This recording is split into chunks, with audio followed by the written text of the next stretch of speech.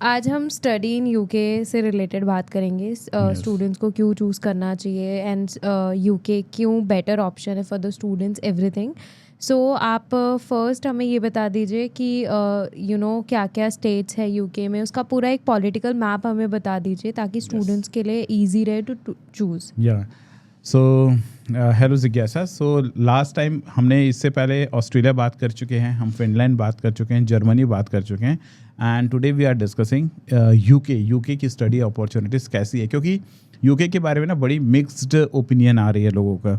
कई लोग कहते हैं कि पढ़ना चाहिए, बट कई लोग कह रहे हैं क्योंकि ओवर क्राउडेड हो गया है, वहाँ इंग्लिश तो बचे नहीं है, इंडियंस एंड पाकिस्तानी है, ऐसे सब बातें चलता रहता है। Than racial discrimination, there are lot of things. But अगर हमारी ऑब्जेक्टिव क्लियर है that what we want to achieve from our study, तो क्लियर हो जाएगा कि यूके हमको क्या ऑफ़र करता है। बेसिकली हमारी ऑब्जेक्टिव जो होती है वो कुछ और ही होती है। लाइक स्टडी रूट तो ऑप्ट करते हैं, बट ऑब्जेक्टिव बिकम्स लाइक वहाँ जाना, वहाँ रहना, वहाँ काम करना, एंड दैट्स वाई वो क्लैशेस आती है, और दैट्स वाई वो डिससेटिस्फैक्शन का जो इमोशंस है ना वो आता है।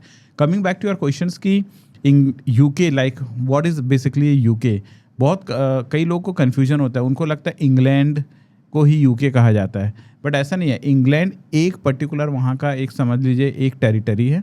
वैसे ही वहाँ पर स्कॉटलैंड है, नॉर्दर्न आयरलैंड है, वेल्स है, ये जो चार कंट्री जिसको हम न्यूज़ भी बोलते हैं शॉर्ट में, N for Northern Ireland, E for England, W for Wales and S for Scotland, ये मिलकर बनता है United Kingdom. Okay, so according to you students को यूके क्यों चूज़ करना चाहिए फॉर देयर स्टडीज़? वैसे you can watch in the screen, we have mentioned the reason कि why they should choose UK.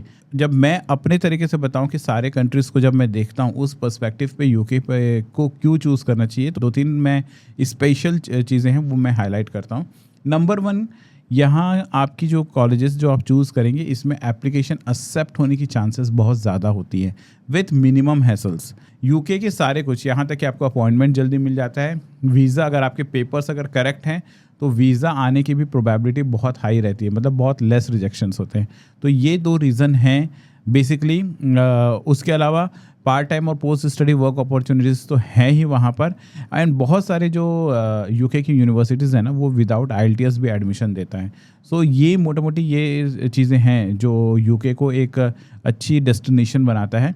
And एक और बात है कि यूके की जो अगर आप QS वर्ल्ड रैंकिंग में जाएंगे ना तो देखिएगा बहुत सारी यूनिवर्सिटीज़ जो हैं वो यूके की टॉप 100 में आता है।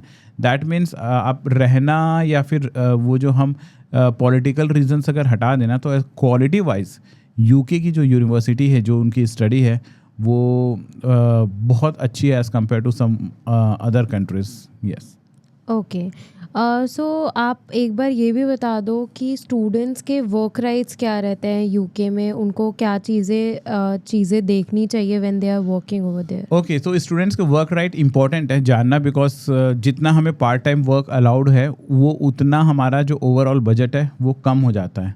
सो चाहे आप पोस्ट ग्रेजुएट कोर्स के लिए जा रहे हो, अंडर ग्रेजुएट कोर्स के लिए जा रहे हो, आपको 20 आवर्स पर वीक का वर्किंग राइट्स मिल जाता है। आप तो मोटा मोटी ठीक ठाक वहाँ से अर्निंग हो जाती है। अगर आप पाथवे कोर्सेज में जाते हैं, जैसे UG बिलो कोर्स जाते हैं, डिप्लोमा कोर्सेज जाते हैं, तब आपको सिर्फ 10 घंटे अलाउड है।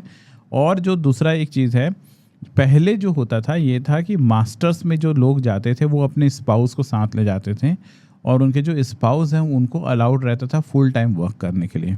ये रूल चेंज हो गया है। अब स्पाउस को एक्चुअली में डिपेंडेंट वीज़ा मिलेगा ही नहीं अगर आप मास्टर्स में जा रहे हो, लेकिन आप PhD या रिसर्च प्रोग्राम में जा रहे हो तब आप अपने स्पाउस को साथ में ले जा सकते हैं, और आपके जो स्पाउस हैं वहाँ पर फुल टाइम वर्क कर सकते हैं। सो ये जो स्टूडेंट वर्क राइट्स है उसका फ्रेमवर्क यही है। Okay, so my next question will be कि Russell group of UK universities में क्या क्या यूनिवर्सिटीज़ और कॉलेजेस इन्वॉल्व है, if you can tell us. देखो, रसल ग्रुप में आने से पहले मैं थोड़ा सा समझा दूं कि किस किस टाइप की यूनिवर्सिटीज़ होती हैं यूके में। यूके में एक यूनिवर्सिटीज़ होती हैं जिसको हम ट्रेडिशनल यूनिवर्सिटी बोलते हैं, उसको हम लोग ना रेड ब्रिक यूनिवर्सिटी भी कहते हैं, क्योंकि ये जो ट्रेडिशनल यूनिवर्सिटी 100 साल 150 साल पुरानी यूनिवर्सिटीज़ हैं। ये जो यूनिवर्सिटीज़ होती हैं, जो ट्रेडिशनल यूनिवर्सिटीज़ होती हैं, ये यूनिवर्सिटी बेसिकली रिसर्च ओरिएंटेड पढ़ाई करती हैं, बहुत एकेडमिक्स होती हैं, लेकिन इनकी रैंकिंग वर्ल्ड क्लास होती है। मतलब अगर आपने कहा कि आपने वहाँ से पढ़ाई किया है तो that means you will be like acclaimed world wide.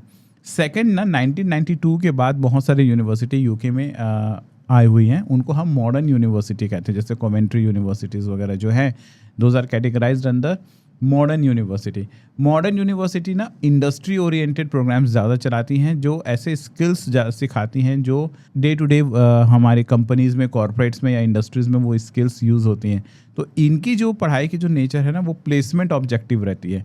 पहले में रिसर्च ऑब्जेक्टिव है, सेकंड में प्लेसमेंट ऑब्जेक्टिव है। दैट मीन्स आप पढ़ाई करो और तुरंत जॉब लग जाए।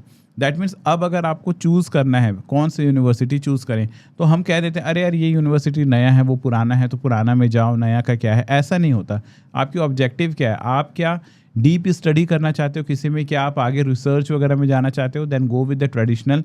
क्या आपका ऑब्जेक्टिव है कि उसके बाद आप इंडस्ट्री ओरिएंटेड वर्क, आप जॉब रेडी बनना चाहते हो, तो go with the modern university. अब बात करते हैं Russell group of UK university. Russell group को ना आप ऐसा समझिए कि यूनाइटेड स्टेट्स में टॉप 10 यूनिवर्सिटी को आईवी लीग यूनिवर्सिटी कहा जाता है। जैसे आप अगर बोलेंगे कि मैं आईवी से पढ़ी हुई हूँ, आईवी लीग यूनिवर्सिटी से, तो आपका अलग ही वहाँ पे हिंदी में कह सकते हैं जलवा रहता है। सेम वैसे ही ऑस्ट्रेलिया में ग्रुप ऑफ 8 कहा जाता है। तो यहाँ पर ना 24 ऐसे यूनिवर्सिटीज़ हैं जो हाईली रैंक्ड यूनिवर्सिटी हैं, और यहाँ एडमिशन होना एक बहुत प्रेस्टीज की बात है, बहुत गर्व की बात है, प्राउड की बात है। सो अगर आपको इस 24 यूनिवर्सिटीज़, जिसको हम रसल ग्रुप ऑफ यूनिवर्सिटीज़ कहते हैं, वहाँ एडमिशन हो जाए, तो मेरा ये मानना है कि आप आंख बंद करके वहाँ पर आपको जाना चाहिए और पढ़ना चाहिए। बिकॉज इसकी जो डिग्री है, most of the university top 100 के कैटेगरीज में आती है रसल ग्रुप। सो यही चीज़ें हैं, 24 यूनिवर्सिटीज़ की ग्रुप है, एंड लिस्ट जो है वो आप स्क्रीन पर होगा।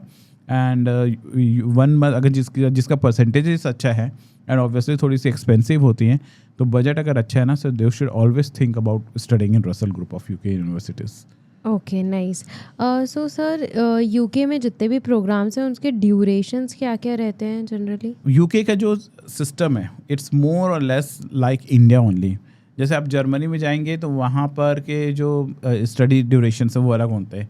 यूएस में ऑलमोस्ट सारे बैचलर्स प्रोग्राम 4 ईयर्स के होते हैं, बट यूके में most of the bachelor programmes 3 साल के होते हैं।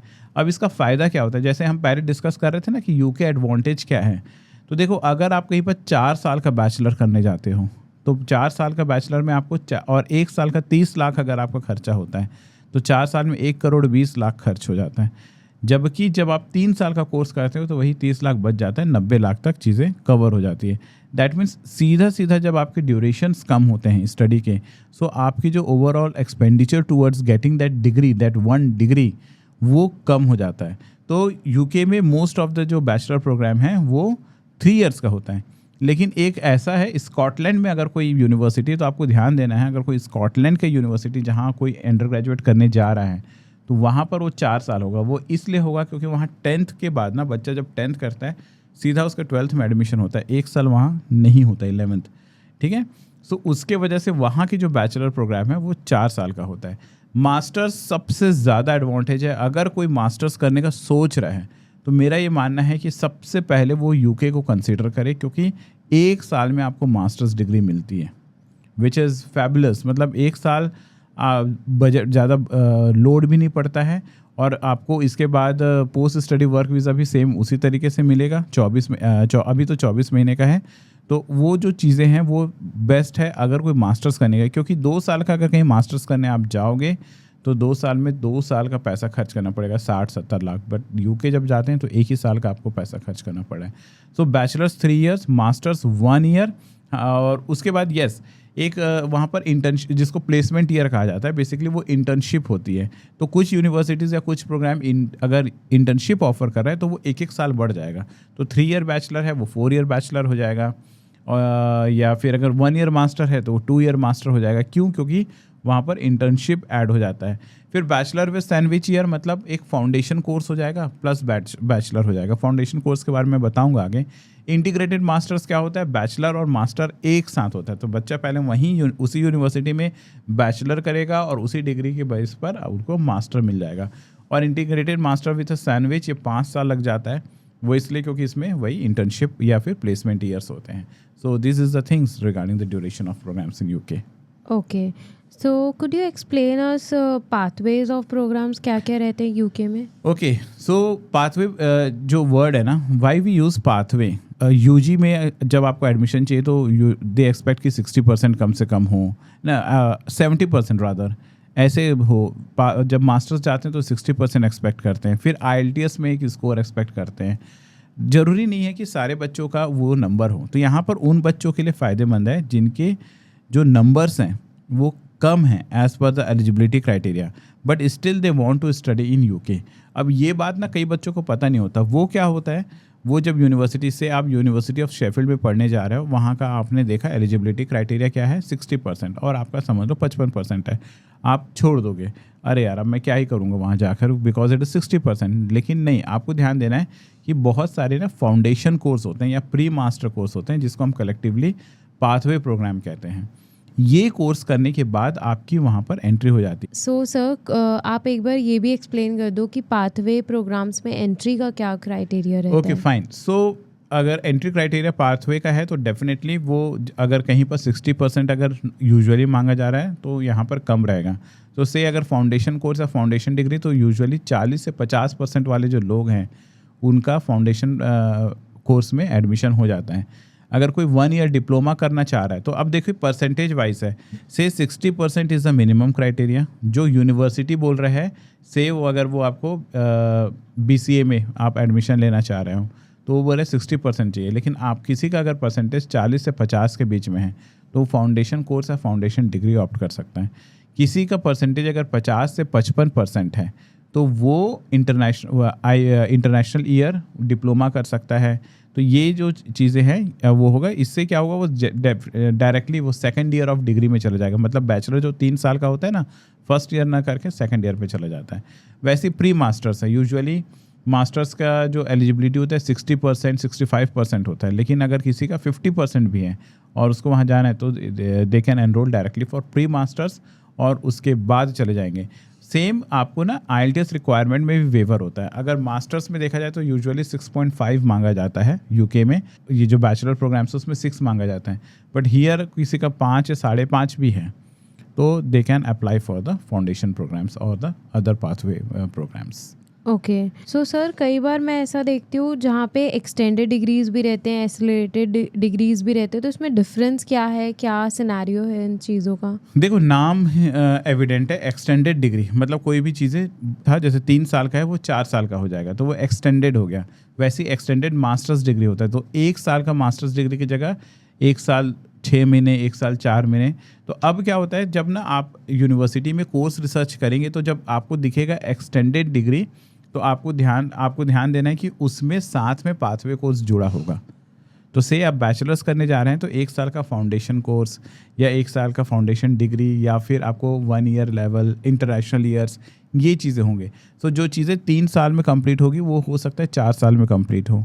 तो इस तरीके के जो डिग्रीज होते हैं वो एक्सटेंडेड डिग्रीज होते हैं। वैसे ही अगर आपको एक्सटेंडेड मास्टर्स डिग्री अगर आपको मिलता है तो 1 साल का जो मास्टर्स होता है उसके साथ साथ 3 या 4 महीने का प्री मास्टर प्रोग्राम आपको रहेगा, तो ये एक्सटेंडेड डिग्री हो गया। But at the same time कई बार ना एक्सेलरेटेड डिग्री होता है। एक्सेलरेटेड डिग्रीज में क्या होती है कि जैसे आपको देखिए वैसे 1 साल 12 महीना होता है, बट 12 महीना पूरा पढ़ाई नहीं होता, 9 मंथ्स की पढ़ाई होती है या 10 मंथ्स की पढ़ाई होती है और बीच में हॉलीडेज वैकेशंस ये सारी चीज़ें होती हैं। ये नॉर्मल डिग्री है। लेकिन कई बार किसी डिग्रीज में ना आपके छुट्टियाँ कम रहेंगी, आवर्स ज़्यादा रहेंगे रोज़ पढ़ाई के, तो उससे क्या होता है जो चीज़ें आप 3 साल में जैसे बैचलर्स कंप्लीट करने वाले हो वो 2 साल में बैचलर्स कंप्लीट हो सकता है। तो इससे अगेन आपका लिविंग एक्सपेंडिचर वगैरह आपका सेव होता है और आपको डिग्री वही मिलती है। तो डैट मीन्स एक उसी समय ज़्यादा पढ़ाई करके आपको एक्सेलरेट कर दिया जाता है। तो अगर आपका बजट कम है तो one can also look for the accelerated degree. So बस यही चीज़ें हैं इन तीनों के बीच का difference. Okay, could you explain us कि यूके में इंटेक्स क्या है अभी राइट नाउ? यस, यूके में वैसे 2 मेजर इंटेक्स होते हैं, one is fall, second is spring. Fall जो हम सितंबर अक्टूबर जैसे इंडिया में जो एडमिशन्स होता है यूजुअली वहाँ पर उसको फॉल इंटेक कहते हैं, और स्प्रिंग इंटेक जनवरी और फरवरी। तो ये 2 मेजर इंटेक हैं जिसमें सबसे ज़्यादा आपको प्रोग्राम ओपन मिलेगा फॉल इंटेक में। और स्प्रिंग इनटेक में भी ठीक ठाक आपको प्रोग्राम ओपन्स मिल जाता है। इनफैक्ट स्प्रिंग इनटेक का फ़ायदा ये होता है क्योंकि इंडिया में जो रिजल्ट्स होते हैं 12th वगैरह के वो लेट आते हैं, फिर उसके बाद CUET से यूनिवर्सिटी में एडमिशन प्रोसेस, तो होता क्या है कि स्टूडेंट को थोड़ा सा लेट हो जाता है डिसीजन लेने में कि यार मैं क्या करूँ आगे। तो हो सकता है उसको इंडिया में उतने अच्छा ऑप्शंस नहीं मिला, तो अब उसका दिमाग चला कि यार क्यों ना, जब मैं यहाँ तो हो नहीं रहा, लेट मी ट्राई अब्रॉड। लेकिन क्या होता है, तब तक अगर आप सितंबर अक्टूबर देखोगे ना, तब तक देखोगे कि आपका टाइम निकल चुका रहता है। तो वैसे स्टूडेंट्स जनवरी फरवरी स्प्रिंग इनटेक में एडमिशन स्टिल ले सकते हैं। कई बार फंड नहीं रहता तो उसके अरेंज करने में टाइम चला जाता है। तो फॉल इनटेक और स्प्रिंग इनटेक में आपको ठीक ठाक प्रोग्राम्स ओपन मिल जाते हैं और कई सारी यूनिवर्सिटीज़ में, बट वो उसमें बहुत ज़्यादा अवेलेबल नहीं होते। बट ये जो अप्रैल मई जून जुलाई होते हैं ना, वैसे में भी इनटेक्स होते हैं जिसको मिड इनटेक कहते हैं, and there also one can get admission. Okay, entry criterias क्या रहते हैं for bachelors for UK top universities? देखो, अगर हाई रैंक यूनिवर्सिटीज़ जाना है, as I said red bricks universities वगैरह अगर आपको जाना है तो 70% एंड अबव है। मिड रैंक में जाएंगे तो 60% और लो रैंक में 55 to 60%। और अगर इतना भी नहीं आ रहा है तो you have to go through the foundation course. और उसके अलावा क्या होता है, इंजीनियरिंग डिग्रीज में डिपेंडिंग, जैसे कि आज के समय में AI रोबोटिक्स या क्वांट कंप्यूटिंग, क्वांट क्लाउड्स, ये सारे कोर्सेज में अगर आप जाओगे ना तो ये बहुत कॉम्पिटिटिव हैं। 80-85% इस तरीके का मांगा जाता है, जिसमें मैथमेटिक्स और फिजिक्स के नंबर्स और ज़्यादा देखा जाता है। बिजनेस डिग्री 55% से डिपेंड करता है, 70-75, अगेन 80% भी जाता है अगर आप टॉप रैंक रसल यूनिवर्सिटीज़ को कंसिडर करते हो। ये सभी कुछ ना बहुत हद तक ना मैथमेटिक्स का नंबर्स को देखा जाता है UG में। सो अगर, और एक और बहुत इम्पॉर्टेंट बात है कि अगर कोई स्टूडेंट ये 10th क्लास में है और अगर ये वीडियो देख रहा है तो उनको ध्यान देने, कहीं पर भी आप अब्रॉड एडमिशन्स के लिए अगर वो फोकस करो ना, कोशिश करिए आपके करिकुलम में मैथमेटिक्स हो, क्योंकि मैथ्स मोस्ट ऑफ, चाहे आप बिजनेस कोर्स में जाओ, बायोटेक्नोलॉजी में जाओ, कहीं पर भी वो मैथ्स एक ऐसा मैंडेटरी कोर्स होता है जो आपको चाहिए ही होता है। अगर आपने मैथ्स नहीं लिया है अपने 12th में तो आपके ऑप्शंस बहुत कम हो जाता है।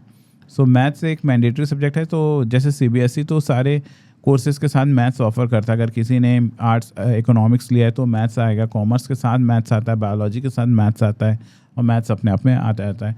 तो कोशिश ये करना चाहिए कि maths should be one of the subject in order कि आपकी जो ऑप्शंस हैं वो हमेशा ओपन रहे, काफ़ी वाइड रहें। अब क्राइटेरिया में उसके साथ ही साथ IELTS रिक्वायरमेंट भी है। Most of the university 80-90% university 6 band no less than 5.5 पे एक्सेप्ट कर लेता है।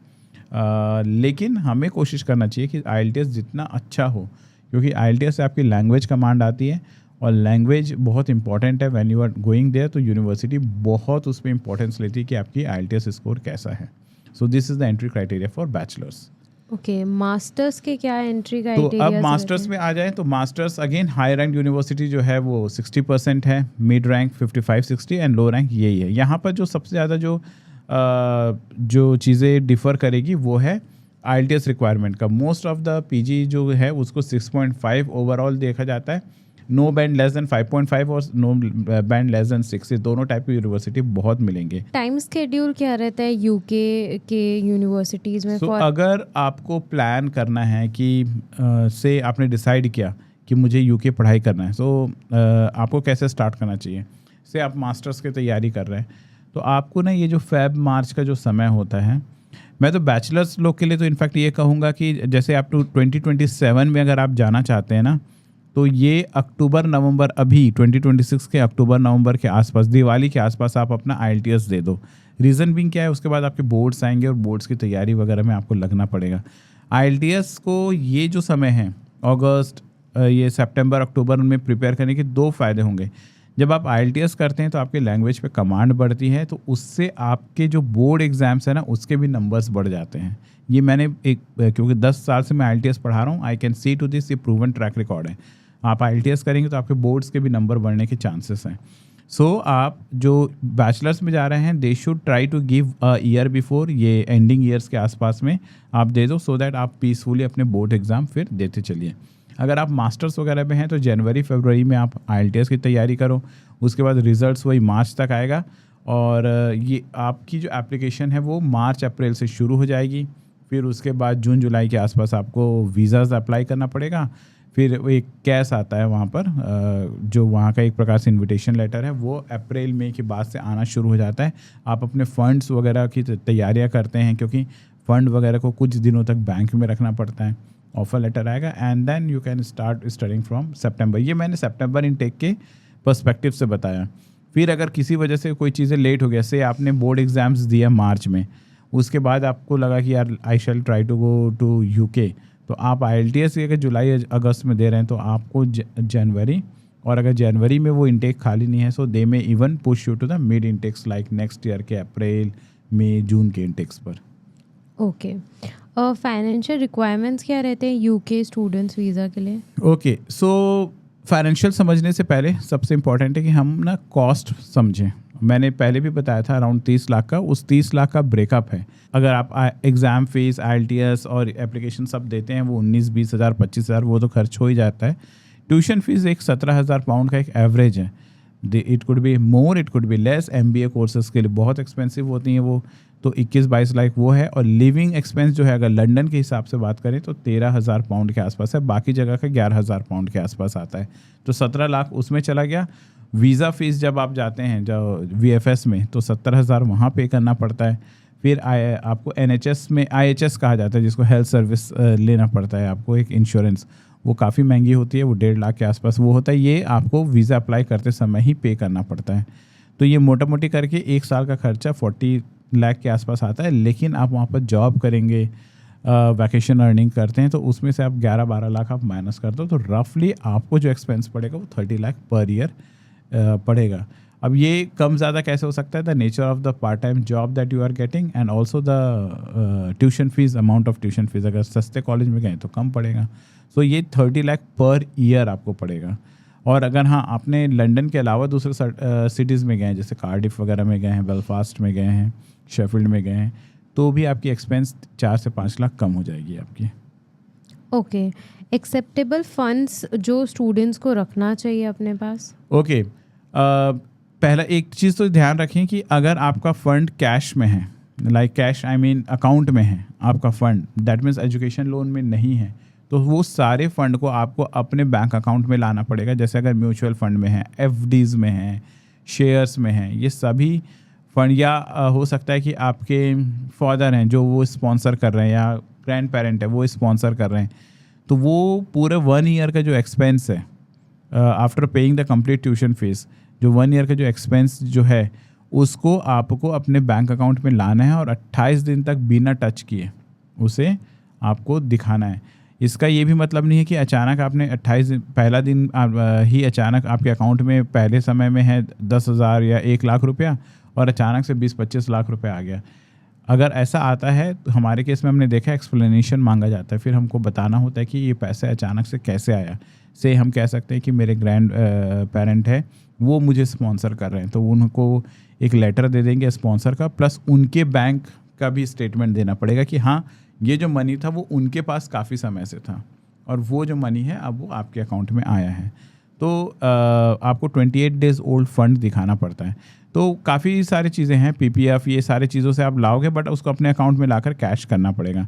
सेकंड जो सबसे अच्छा तरीका होता है, आपको एजुकेशन लोन दिखा दो, और एजुकेशन लोन जो है उसमें आपको सिर्फ और सिर्फ सैंक्शन लेटर दिखाना है। आपको ध्यान देना, बहुत बच्चे क्या करते हैं, डिसबर्स करवा देते हैं अपने अकाउंट में। अगर आपने गलती से डिसबर्स करवा दिया तो उसको 28 दिन तक छोड़ना पड़ेगा अपने बैंक अकाउंट में। तो से 1 तारीख को अगर आपका सैंक्शन हुआ है तो आप 2 तारीख को अप्लाई कर सकते हो वीज़ा में, आपके वो सैंक्शन लेटर आते ही। लेकिन आपके अकाउंट में अगर 2 तारीख को बैंक ने बोला कि चलो 30 लाख चाहिए, मैं 30 लाख आपके अकाउंट में डाल देता हूँ, तो उस केस में आपको 28 दिन वेट करना पड़ जाएगा, भले वो फंड लोन से ही क्यों ना आया हो। सो ये सारे जो चीज़ें हैं उसको आपको ध्यान देना है फ़ंड के केस पर। एंड और ये काफ़ी सिंपल है एज़ कम्पेयर टू अदर, जहाँ पे पूरे मैट्रिक्स मांगते हैं, आपकी फाइनेंशियल मैट्रिक्स दिखाना होता है, आपकी पूरी एसेट्स दिखानी होती हैं, लाइबिलिटीज़ दिखानी होती हैं। यहाँ पर ये सब कुछ नहीं है। आपको जो ओवरऑल एक्सपेंडिचर है उसको 28 दिन तक 28 डेज ओल्ड फंड दिखाकर आपकी वीज़ा अप्रूव हो जाती है। Okay, so post study work visa में क्या क्या रोल अप्लाई होता है? पोस्ट स्टडी वर्क वीज़ा में ध्यान देने वाली बात है, चीज़ें बदल रही हैं। सबसे पहले बात तो ये हुआ कि पहले UK देता ही नहीं था पोस्ट स्टडी वर्क वीज़ा। सो लोग जिनको सीरियसली पढ़ना था, सीरियसली यूके का डिग्री चाहिए होता था, ये वही लोग जाते थे उस समय यूके पढ़ने। फिर अचानक से उन्होंने चेंज किया और लोगों का फेवरेट डेस्टिनेशन बन गया। 24 मंथ्स दिया जाता था पोस्ट स्टडी वर्क वीज़ा के लिए।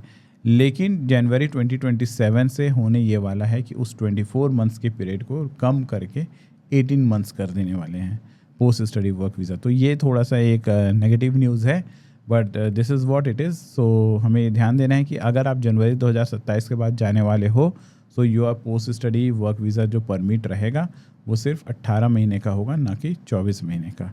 So that's it about all this. Okay, thank you sir, the video is very informative. बहुत अच्छे से आपने चीज़ों एक्सप्लेन किया and it will be very beneficial for the students. Thank you. Yeah, so if someone actually wants to know more about this UK, so they can contact us. हमारे जो number हैं वो डिस्क्रिप्शन पे रहते ही हैं और हम उनको पूरा हेल्प कर देंगे for the UK visa process. क्योंकि बहुत सारे ऐसे मैंने हालांकि कहा कि चीज़ें ईजी है, बट ऐसे छोटे छोटे मिस्टेक्स हो जाते हैं जिनकी वजह से कई बार एप्लीकेशंस टाइम पे नहीं आते। कैश जो होता है जो कैश इंटरव्यू देने पड़ते हैं बच्चों को, वो रिजेक्ट होते रहते हैं कई बार। और ये सबसे ट्रिकी पार्ट है एंटायर एप्लीकेशन प्रोसेस का। उसके लिए भी हम काफ़ी हेल्प कर देते हैं बच्चों का। और वीज़ा के लिए भी हमें 10 साल का एक्सपीरियंस है। We know how to be successful in the UK visa. In that note, thanks for being here, thanks for asking me. Thank you, sir. Thanks a lot. Thanks a lot.